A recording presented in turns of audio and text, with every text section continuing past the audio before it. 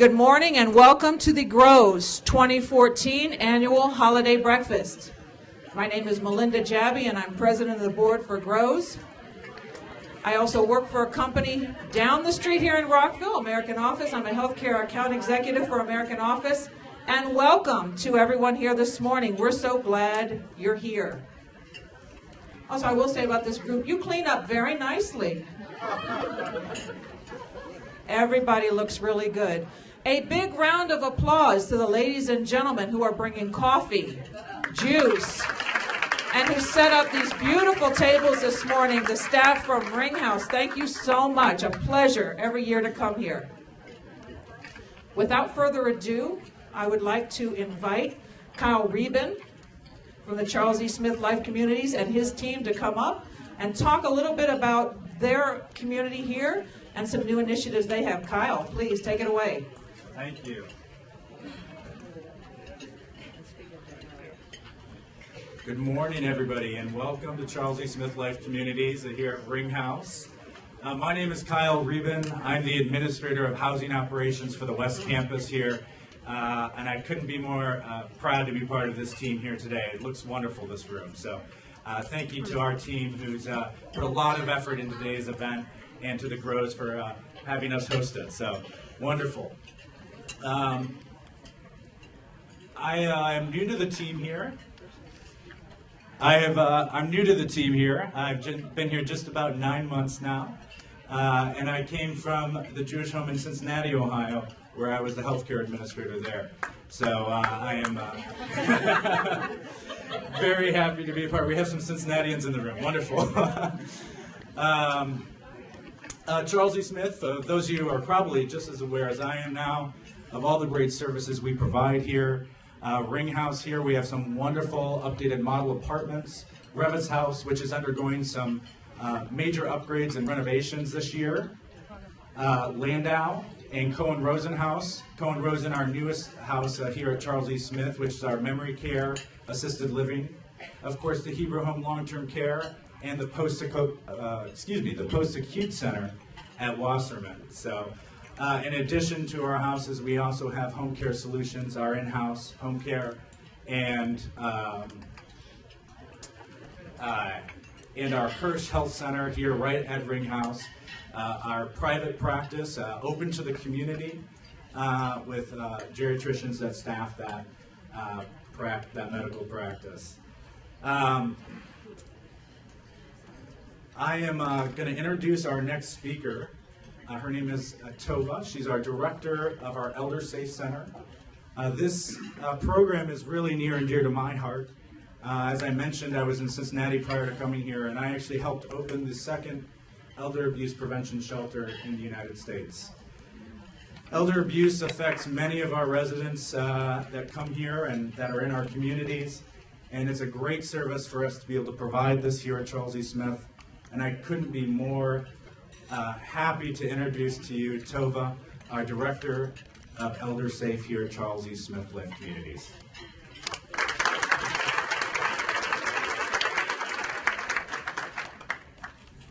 Thank you so much for having me today, and good morning, and thank you to my colleagues at Grows for inviting me to speak this morning.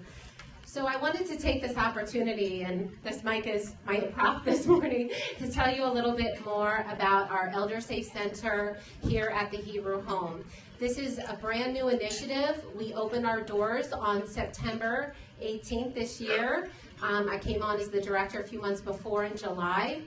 And we are modeled after the first program at the Hebrew Home in Riverdale, New York. And the idea behind our program, as is modeled in Riverdale, is to provide safe, temporary shelter for older adults who are being abused in the community. So we're the first of its kind program in the Washington metro region, so we're very excited about that. And we're working very closely with our community coalition of partners that includes the Montgomery County State's Attorney's Office, which has a specialized older adult, vulnerable adult task force. We're working with the Montgomery County Police, which also has a dedicated unit to elder abuse. So there's fantastic resources in our community. We also have social service partners, as well as our government partners, and they include the Jewish Coalition Against Domestic Abuse, the Jewish Social Service Agency, Holy Cross Hospital, and the list goes on of community partners who have graciously welcomed us into the fold.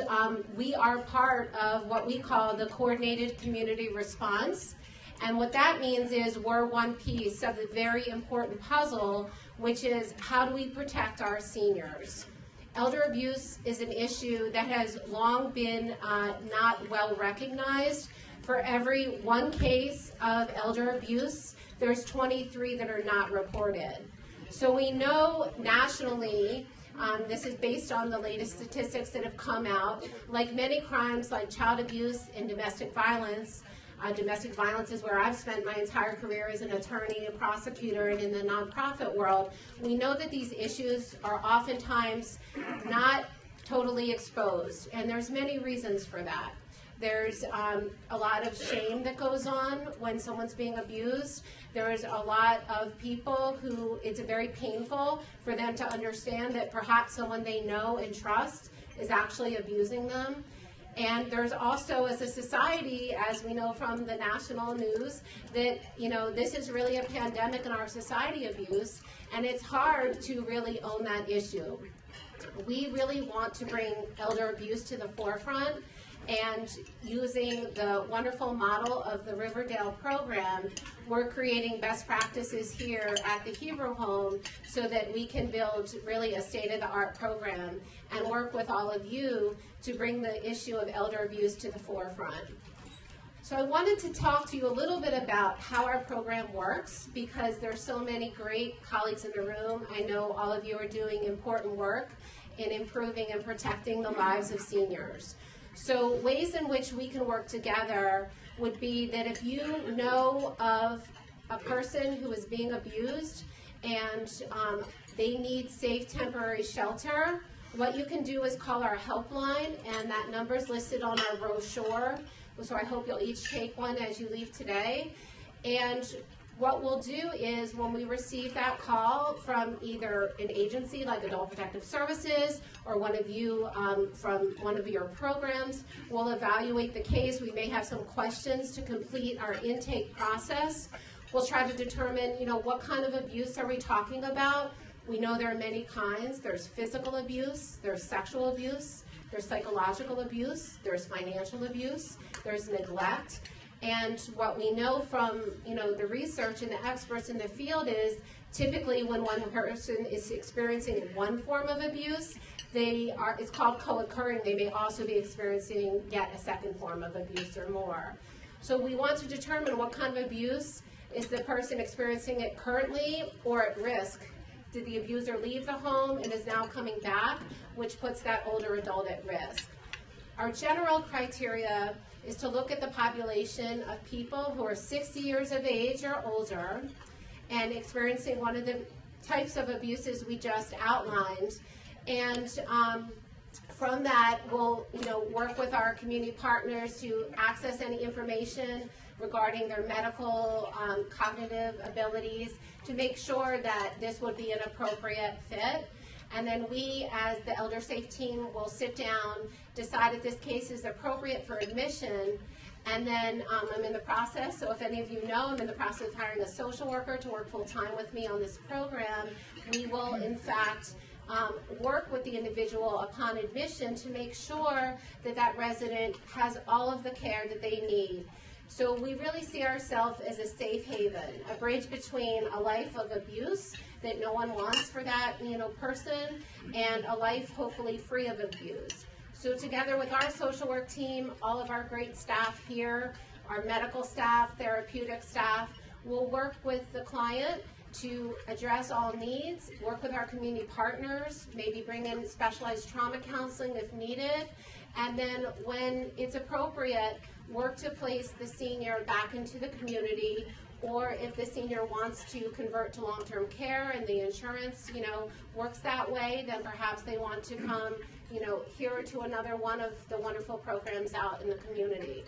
And we want to make sure that we do what it takes, because nobody wants to be abused, but sometimes upon discharge, if a person doesn't have transportation somewhere or a way to keep up with the important supports in the community, oftentimes there's no choice but to return to that environment. So we really want to work with all of you to make it so that when the senior leaves, that he or she is in fact free from abuse. So that's really the goal. So I'd like to just talk about some frequently asked questions, and then I'm happy to open it up to see, I know it's a new initiative, see if there's any questions on your mind about this program. So some frequently asked questions, I'm sorry, I'm not used to holding it on the stand like that. Some frequently asked questions are, do you have a specific wing or dedicated number of rooms for our elder abuse residents who would come through the Elder Safe program?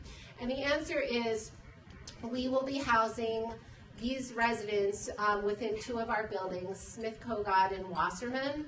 And so we don't have a dedicated wing. Rather, like the model in Riverdale, we want the flexibility to be able to house the person who's coming to us in the appropriate floor that meets their needs. So for instance, if someone has cognitive challenges, we want to make sure that they're on the floor where that staff is most appropriately used to working with the clientele who's experiencing that issue. If someone does not have those challenges, then perhaps a different floor would be, where would be best suited for them. So we want that flexibility. So on purpose, we don't have a dedicated wing. The other question is, how long can a person stay? Well, unlike other programs, understandably shelters that have very limited capacity, we're going to have the flexibility, because we only expect to have a few at a time, where we can, work with the person, and if they need to stay 30 days, that would be fine. If it's a more complex case that will require more agency and community support, then maybe that person stays 3 or 4 months. So it really depends. It's really a case-by-case basis. And other questions we often get is, is this program free? Is there insurance? Well, the answer is, if the person has insurance, of course, we're happy to take that insurance, but we don't want financial obstacles to be a barrier. So if someone does not have insurance or can't pay, then we are grant funded to be able to take them anyway. And that's really our goal. This is really one of the supporting foundations of the Hebrew Home is Tikkun Olam, which is repairing the world. So this is a very meaningful program that fits within our goals of the Hebrew Home and really fits within our community. We want to accept seniors who otherwise would have no other place to go. And of course, it is open. You don't have to be Jewish to be admitted into the program, just like our other campus buildings as well. Are there any other questions about our program that you're wondering about? And of course, after you pick up the brochure and read more, you're always welcome to contact me, and I'd be happy to talk about the program, to give you a tour of our program, which I've done for many of our agencies, and really to work together. Is there a geographic limitation? Okay, great question. The question was, is there a geographic limitation to our program? Technically, we serve the entire Washington metropolitan area, although we will need to evaluate that on a case-by-case basis. So I think most of our cases will come from Maryland, and probably a lot will come from Montgomery County. But I've already received a lot of calls from the District of Columbia and other neighboring jurisdictions. So technically, yes, we do serve. We will need to evaluate each case regarding, a care plan and a treatment plan to make sure that, we can care for that person from each jurisdiction. But yes, we are open to all jurisdictions in the metro area. Is there a limit to the number of days, like maximum length of stay that could happen?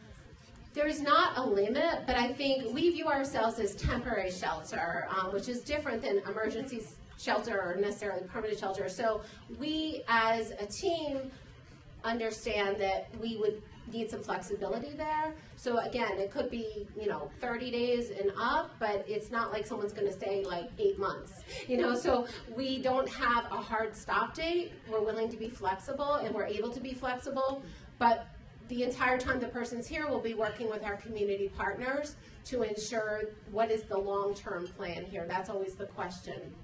What is the long-term plan? Yeah, you led into my question. Do you have a team that will then work to say what happens at the end of the period? Yes. Financially, shelter, or what happens to say when it ends? Right, so we do. We have an Elder Safe team. I'm the director of the program, but I'm working very closely with all of my colleagues here at the Hebrew Home. We have, Lori Savitz here from the social work department, and our medical team, Dr. Gill. So together, we will form a holistic, multidisciplinary team to evaluate each resident and, understand, is this an appropriate time to be talking about next steps? So we will meet very frequently and very comprehensively throughout this day to work with the resident to make sure that, we're not rushing it along, or by the same token, the person now feels more stabilized and is ready to go, and then we can help with the next steps. You bring up an important question, which is what happens upon discharge. Because it's been my experience in working with abused clients, that's really the most vulnerable time, is you put these safety measures in place and you can't just hope that it will stick. You actually have to allow that person to be supported in order to make sure that these care plans work post-discharge. So we expect that our team, will be able to call the resident, do some, follow-up, say, were you able to get to that appointment? If in terms of formal case management, let's say we're working with one of our partners here, Jessa, and they have already, seen the person and are ready to provide case management, then that would be fine. If the person does not have a case manager, then our social worker will be able to work with them, at least calling them and making sure that they're able to get to appointments that they need, helping with transportation and coordinating that if that's what they need. So we really want to make sure it's not just like goodbye and good luck, but we want to make sure we put the measures in place to help long term. Other questions about the program? Okay. Thank you so much again, and I look forward to talking with you and working with you.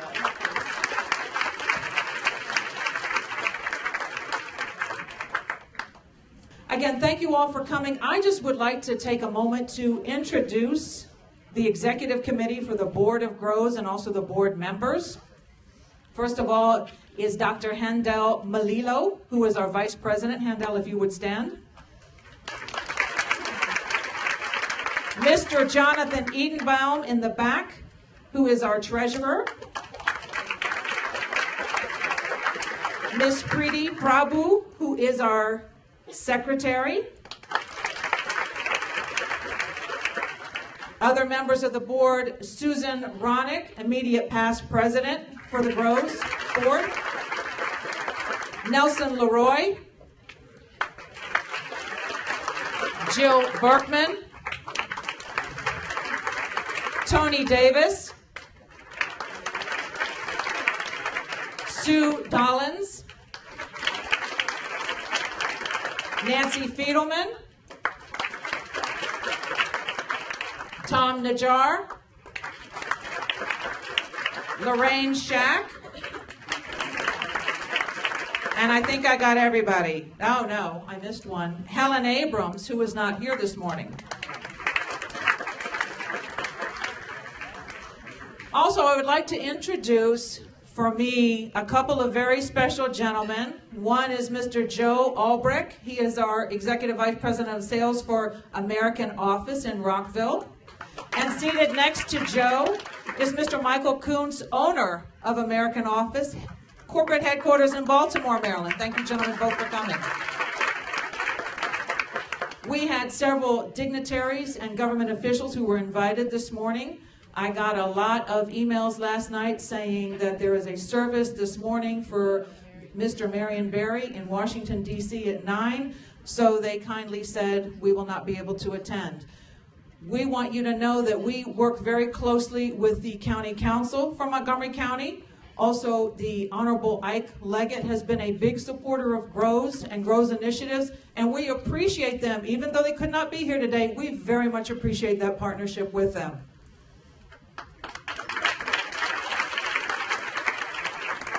So this morning, my high school daughter was supposed to be here with me. And she said, I can't come. I got a math exam.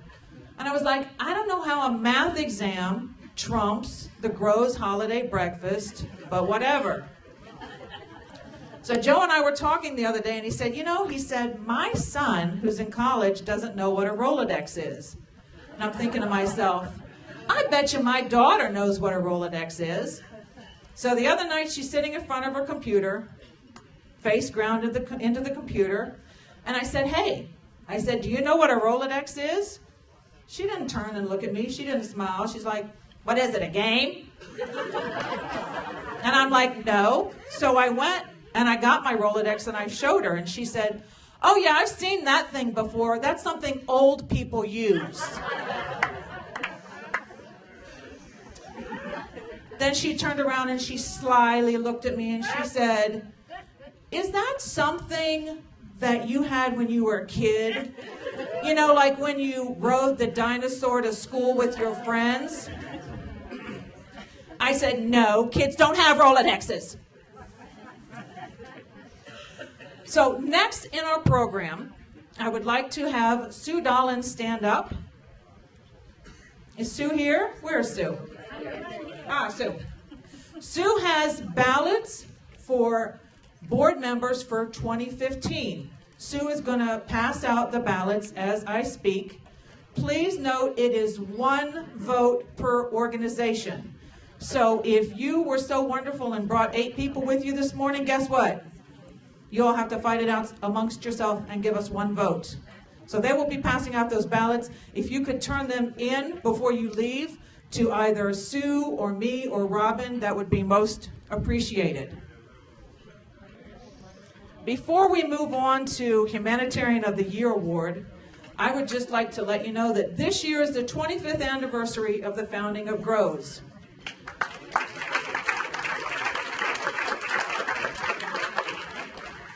"25 years ago, some very smart people gathered around a kitchen table and started the GROWS organization.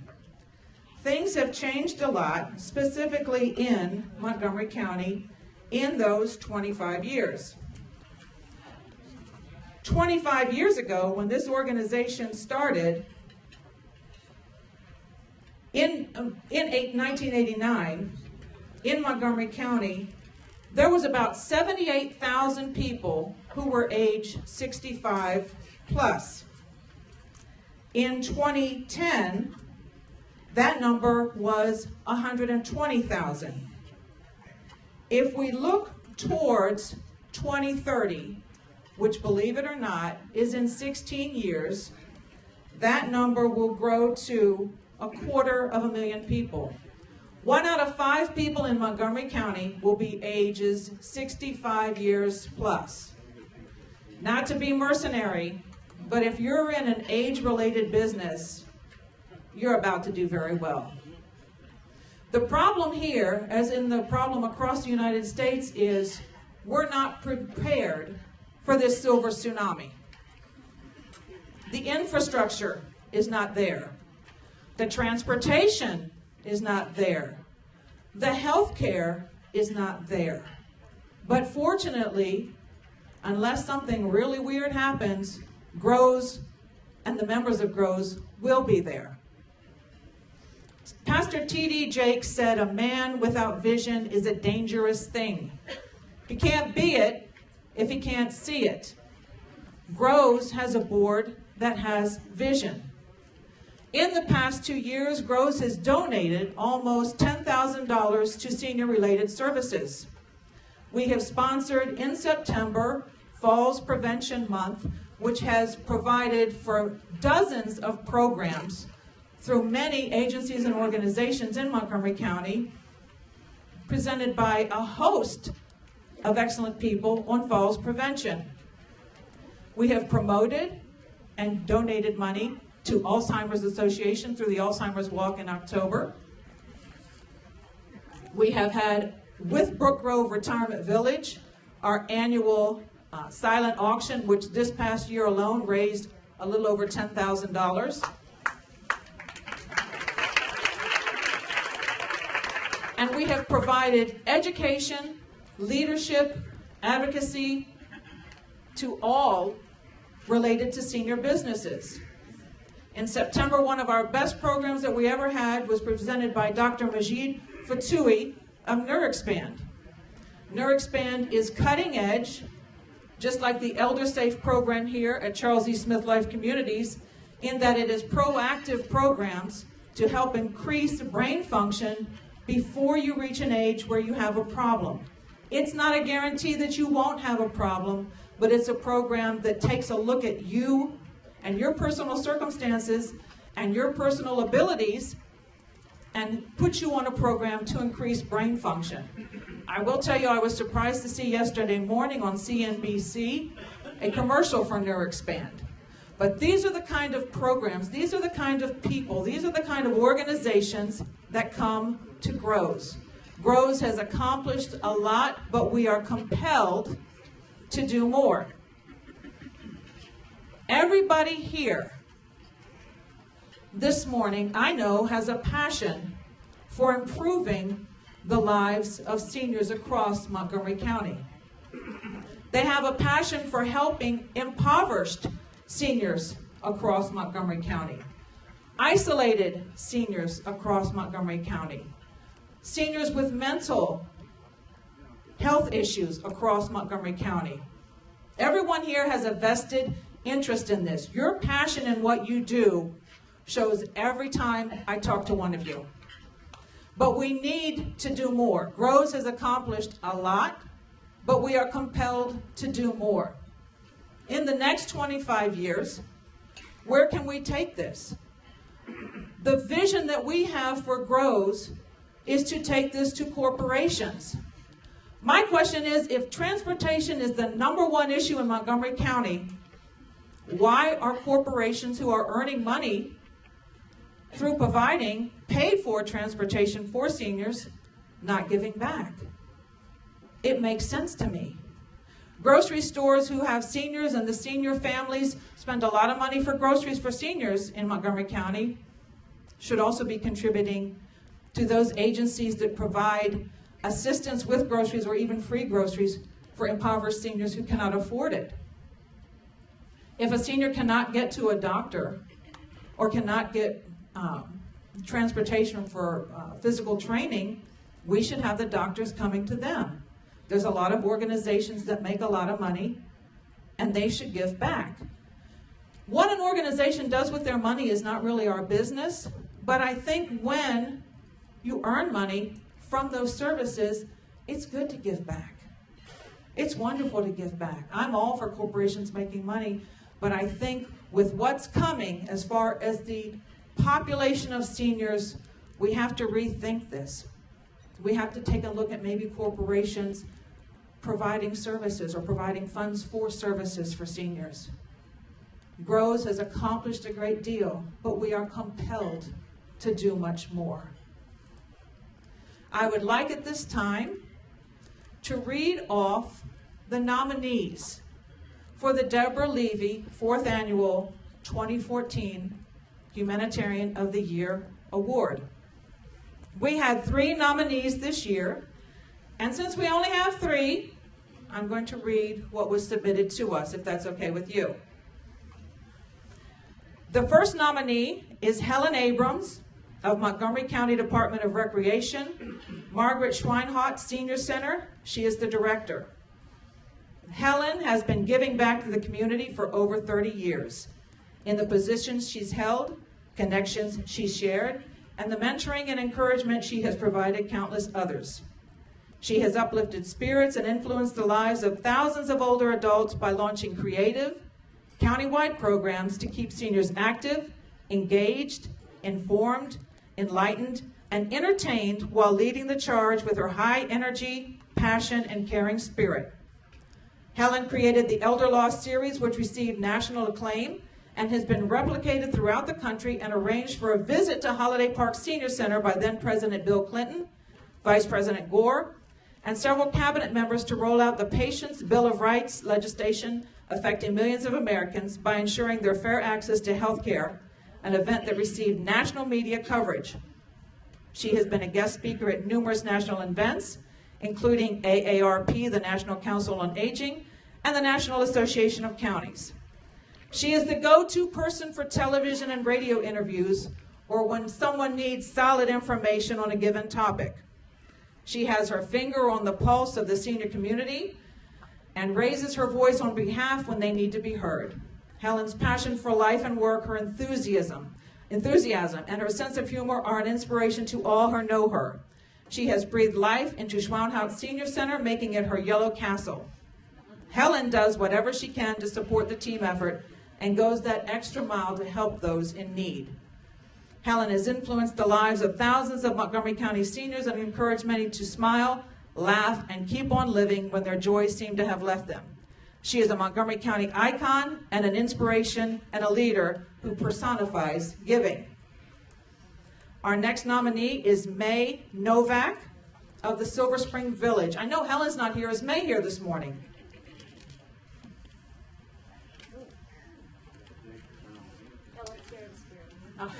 Helen's here in spirit, on the phone, on speaker. May is the volunteer committee chair for Silver Spring Village, a grassroots network of neighbors helping neighbors age in place and remain engaged in the community. In their first 11 months of operation, between September 2013 and August 2014, May recruited, screened, trained, and managed over 50 volunteers to provide direct services to elderly and often isolated seniors in the community. May managed the volunteers as they provided 120 rides to medical and other appointments, 125 in-home requests for technology assistance, yard work, pet care, house sitting, grocery shopping, recycling and decluttering, more than 300 friendly visits and phone calls to elderly and isolated members of the community, and over 1,300 hours of phone coverage for the village's virtual office. Members and volunteers report a 95% satisfaction rate with their experience. She does this almost full-time job on a volunteer basis, and although it is often frustrating when members and volunteers change schedules, she leaves members feeling like someone really cares. One member recently wrote, "From my very first meeting with May, I felt like a huge cloud had been lifted and that I had been welcomed into a community that sincerely wanted to help me get my life back on track." May Novak. Our third and final nominee is Miss Janet Wright of Brook Grove Retirement Community. This nomination is about the impact that can be made by one person. Although not a novel story, accounts of individuals stepping up to make a difference serve to remind us that there is something a person can do about the cause, the disease, the injustice that speaks to one's heart and ignites a call to action. In this case, the individual who stepped up and into a fundraising role for the National Capital Alzheimer's Association in 1992, and every year thereafter, is Janet Wright. Her inspiration began with two of her aunts being diagnosed with Alzheimer's. What began with personal donations and guiding her young sons to collect quarters for giving later expanded to a larger role after going to work for Brook Grove Retirement Village in 2002. By 2003, it evolved into a leadership role as a team captain for Brook Grove, Alzheimer's Association fundraising team, and leading and inspiring other Brook Grove family and staff members, and has yielded to date a donated amount of over $200,000. 3 of those years saw Brook Grove rank as the #1 fundraising team in the entire National Capital area. Janet's long-standing dedication has been honored by the Alzheimer's Association with a Philanthropy Award in 2010, and again with an Inspiring Champion Award in 2012. The immense anguish caused by Alzheimer's disease is difficult to fathom for someone whose family has escaped this plague that ultimately robs one's essence as an evolved, emotionally connected human being. Over 5 million individuals are currently diagnosed, and the numbers are growing. Is it too lofty a goal to imagine a world without Alzheimer's? Not for Janet, who serves as the Director of Admissions for Brook Grove, but more importantly, is the daughter of a mother who has not known her or any of her family members since 2009. Loretta Wright's symptoms began in 1997, and the Alzheimer's diagnosis came in 2000. It has been a long road. Perhaps meaning is found in Janet's personal pain, as her many working years in the senior healthcare industry have given her the opportunity to use her family's journey to truly empathize and seize the suffering of others who are walking in the same shoes with a spouse or parent. So in addition to rallying the team year after year to raise money for a cure, she also shows up for work each day and looks into the eyes of another family member struggling to cope with the complexities and sadness of the disease and says, "I understand, and it's real." Janet Wright.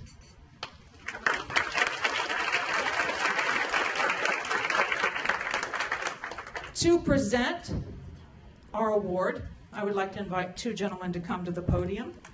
The first is Mr. Jay Kenny, who's the Chief Aging and Disability Services Director with Montgomery County Health and Human Services.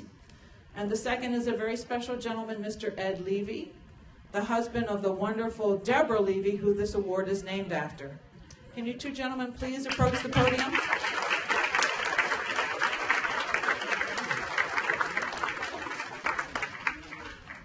Jay, if you could go first, please, and do the honors in presenting the award.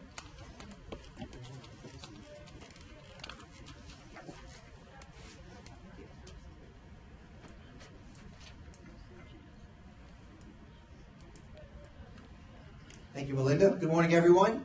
Good morning. Another wonderful annual Grows holiday breakfast. Thanks again to Charles E. Smith Community, and I've had the pleasure of meeting Kyle, and Tova and I have worked together. She's come to present to our staff on the wonderful program she described here, Elder Safe. It is my true pleasure and honor to be here this morning to present this award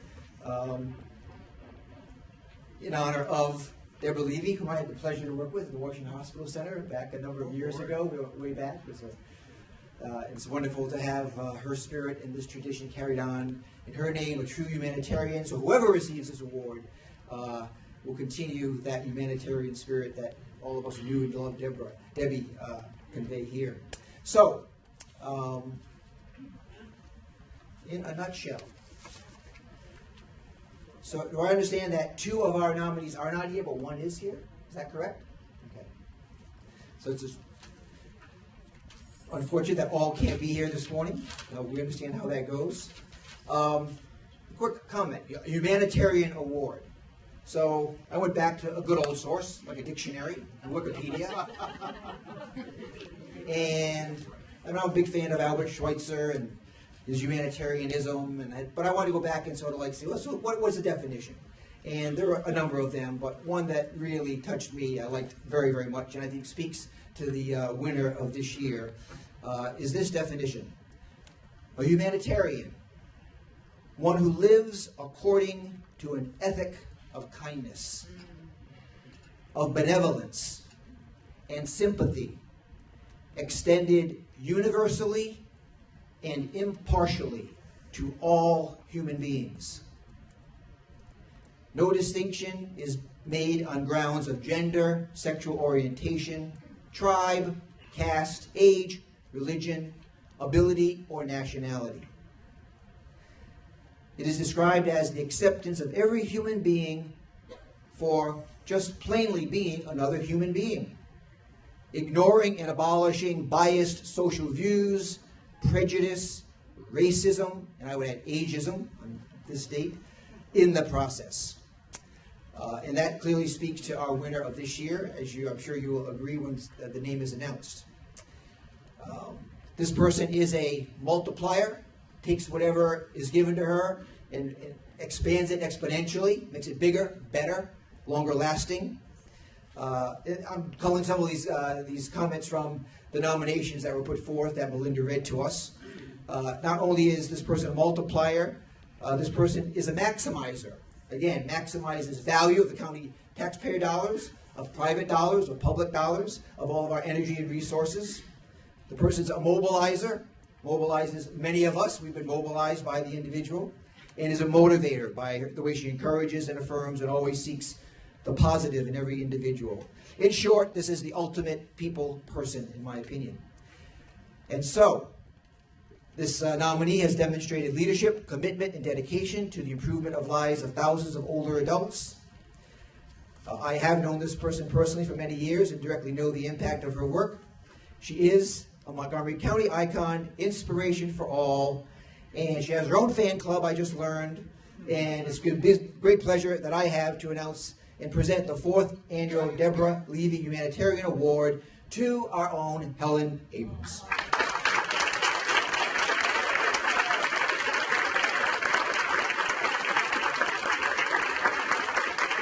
And since we're being videotaped, Helen can get to pop this in, in front of her TV and whatever, and enjoy it, or gather all her friends around her, as I'm sure she will do, to enjoy this. So, say again. Oh. Helen's here. Bring her. Hold on a moment. She is here. Okay, baby. I just can't believe that I missed the opportunity to have a microphone in front of my face. A, and B, this day and this award belongs to all of you, each and every one of you. And I'm going to thank you for being in my bed with me this morning. We're all in bed with Helen, she said, if you couldn't hear that. Thank you for She being in thanks bed you for with being her. there. It's a pleasure, Helen. But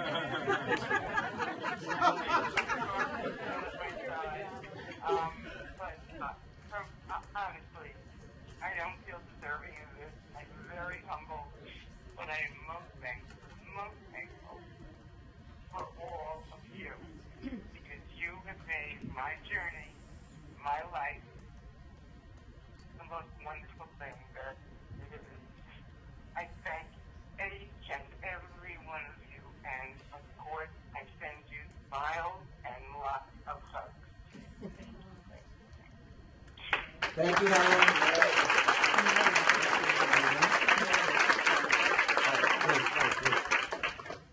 And on Helen's behalf, Mary will accept the award, which is... Could everyone hear Helen's comments? Was it kind of couldn't hear? She basically said she was humbled and honored that this award belongs to all of you, to all of us. She thanked us for all being in bed with her this morning, where she is. She's ill this morning, and what else I missed? But basically, she shares it with everyone. She can't believe she missed an opportunity to have a microphone in front of her. Yes. Can't believe she missed an opportunity to have a microphone in front of her. So, and was any voice? Okay. So yeah, Mary, as it was read, this reads: the Deborah Levy 2014 Humanitarian of the Year, presented to Helen Abrams, Montgomery County Department of Recreation. Although we claim Helen in the Department of Health and Human Services also, I want you to know. And for outstanding service to the seniors of Montgomery County, Maryland.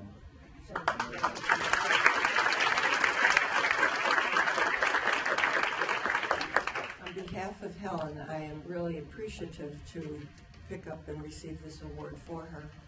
I called her a little earlier because she did not know she was going to receive this today, and I said, Helen, Susan Rannick told me I had to be here today, and I was going to sit next to you. Where are you? And she says, oh my God, Mary, I don't know what I ate last night, but I've been up all night. I think I have a virus. I don't think it's something I ate, because I said, what did you eat? So she's very, very sorry she couldn't be here today, and I am too.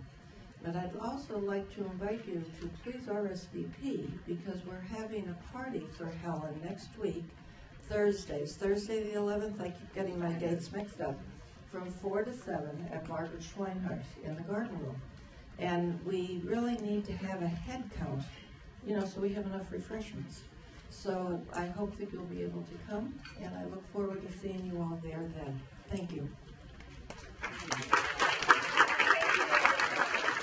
Thank you, Mary, so much. Jay, thank you so much. I would like at this time to ask Ed to say a few words.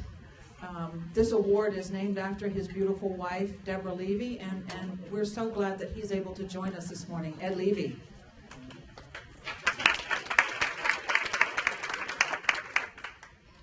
Thank you all. I was married to Debbie for 33 years, and we were together for 3 years before then, so together for 36 years. And marrying Debbie was still and will always be the best thing I ever did in my life. And spending that time with her. And we, as a family, of course, we remember Debbie every day. We had some major events recently where we remembered her even more. Our daughter bought her first apartment, actually half a house in D.C., and she had us. The apartment didn't look like it fit 5 people, but she had 15 of us over for Thanksgiving. and we went around the table. We talked about what we were thankful for, and just about all of us remembered Debbie at that point. What we were thankful about, knowing her and living with her and loving her. And even early, and then my daughter had a really big November, because not only Thanksgiving, but she got married on November 1st.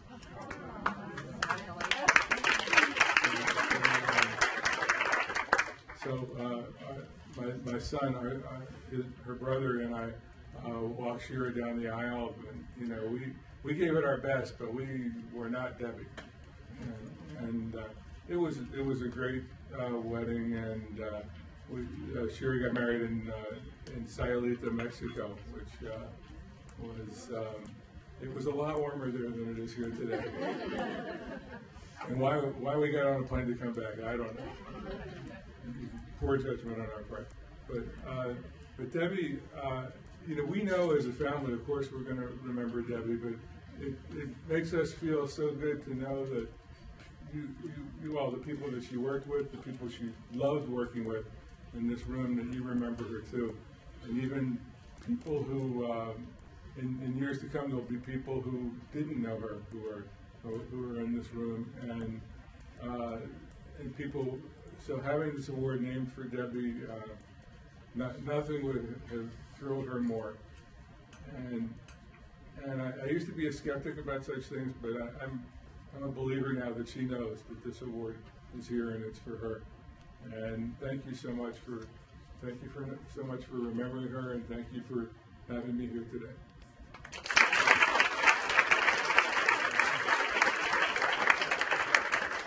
Thank you, Ed, so much. Thank you for taking the time to be here today. Deborah Levy is one of those people who you can say, yes, I understand the power of one and what one person can do and the changes one person can make. I'm going to set this down a minute because I want to show you something real quickly to add to the accomplishments and the achievements of GROWS.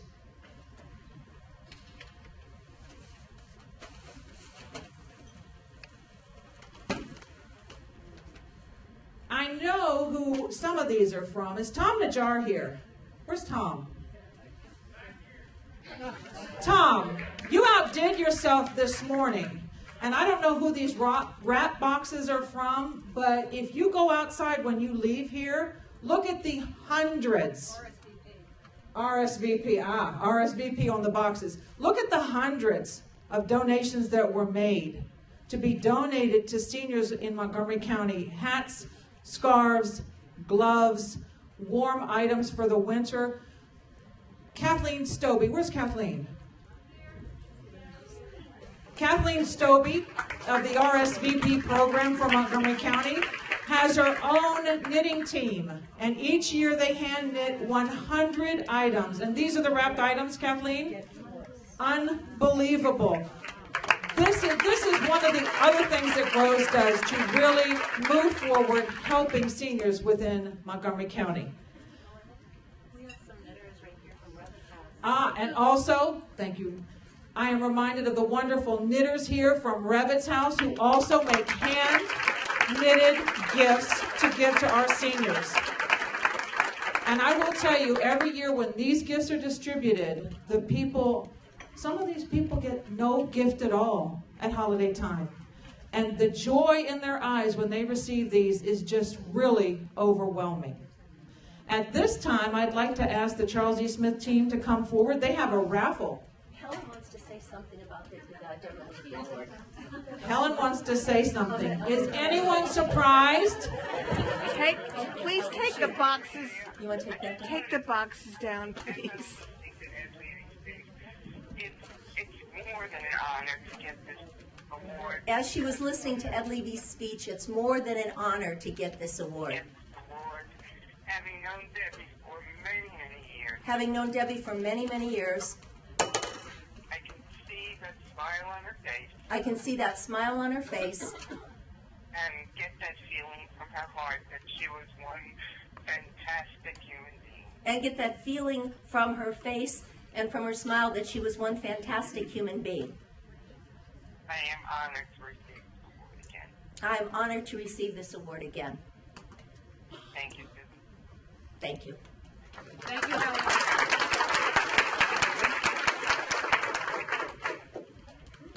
So Charles E. Smith Life Communities never does anything halfway. They always do it above and beyond.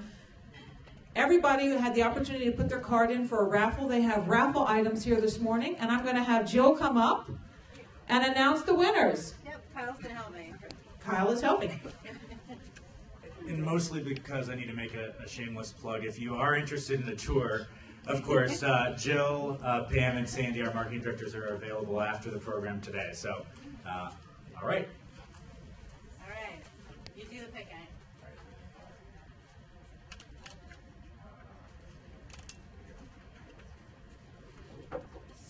Sue Beach from the Gilbert Clinic. No?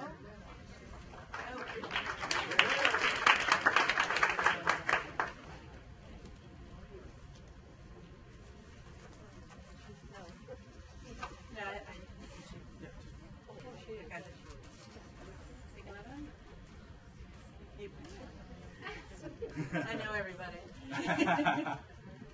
Just Okay. The second one is Joseph Albrecht from American Office.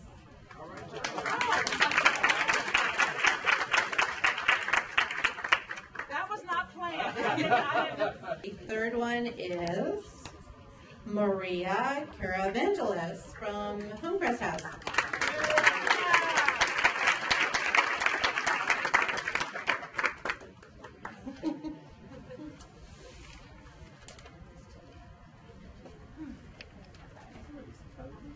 Next, Julie Elsrode from Advanced Nursing and Home Support. Oh, okay, Julie had to leave. Should we pick another one?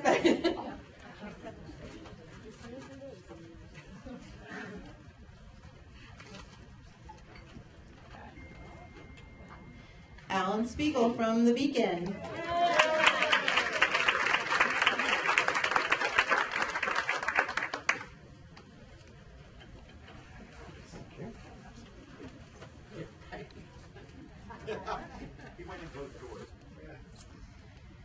Dave Bender from Century 21.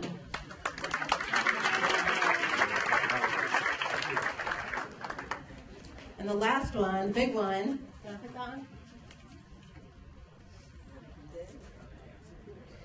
Nancy Drexel from Community Hospices.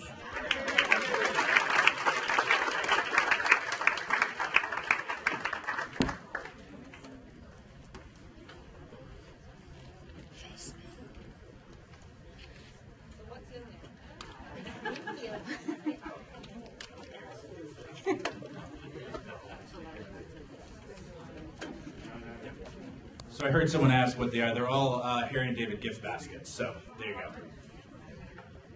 Wonderful. Thank you so much again to Charles E. Smith Life Communities. Thank you for those generous raffle baskets. I would be remiss, before I went any further, to not say that the only reason that I get anything accomplished is standing right there. Robin Walker. Nothing gets done, nothing gets accomplished without Robin Walker, and she deserves a lot of credit. Robin, we love you, and we want you to come forward and make your lovely announcements. You have to hold it. I see that. Hi there. Thank you, Melinda. That was very, very nice. The executive committee of the board of directors, Priti and Handel and Jonathan, and I would like to thank Melinda very, very much. Would you like to come up here?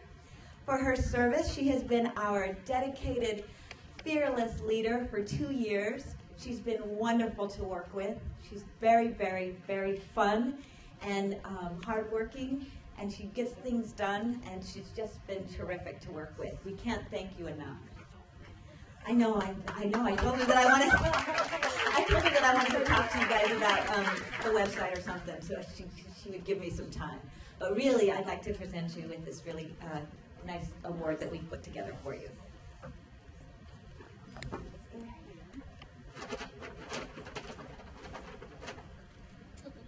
you for your service. Yeah.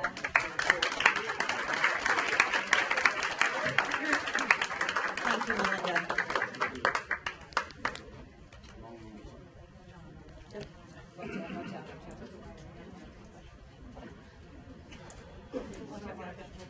Got you all wrapped up. Thank you so much. Thank you, Robin.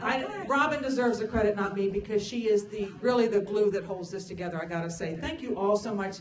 It says, Grows honors Melinda Jabby, Board President 2013-2014, with sincere gratitude for your dedication and leadership. How nice. It doesn't get any better than that, ladies and gentlemen.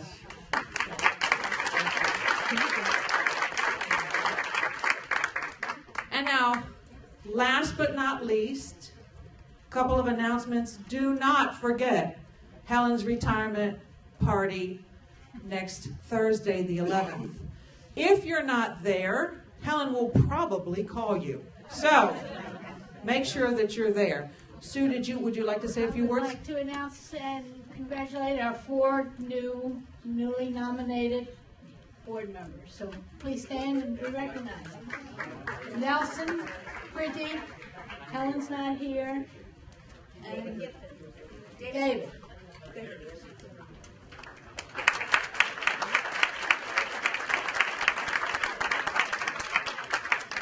Congratulations to all and much luck. No, I'm kidding. Hold on, Mary has a word. I'm hearing that a number of people don't know how to respond for Helen's party, so that we'll have a number. And I don't have the URL at the top of my head. Susan, do you know what it is? No, I don't. They can send it to me to my email. tinyurl.com/HA-retirement. Tiny, T-I-N-Y, URL.com /HA retirement. There are flyers out. And there's the flyers out front have it. And also, my name is Mary Cadden. I'm at gmail.com, MaryCadden, gmail.com. If you send me an email, I'll send it out to you. Susan Rannick said she'd also be happy to send it out. Susan at Susan@speakskill.com. Thank you, Mary. And as is our tradition every year, what are we going to do? We're going to pass the hat that this year looks surprisingly like a basket. As we pass this, the funds that we collect in the basket will be used to purchase additional scarves, gloves, hats, warm weather gear for seniors. So when the gifts are distributed, we find that we have 150 pairs of gloves and 2 hats. Guess what? We're going to buy some hats. That's the way it's going to work, and that money will go towards purchasing those gifts for impoverished seniors within Montgomery County. I'm going to start it off at this table right here. And let me just say, happy holidays to all. Thank everyone so much for coming. A big round of applause for Charles E. Smith Life Communities, and they're letting us host our event here. Thanks to the board members, especially to Robin Walker. Thank you to Susan Ronick, my mentor for the past year. And everyone have a happy holiday season. Thank you.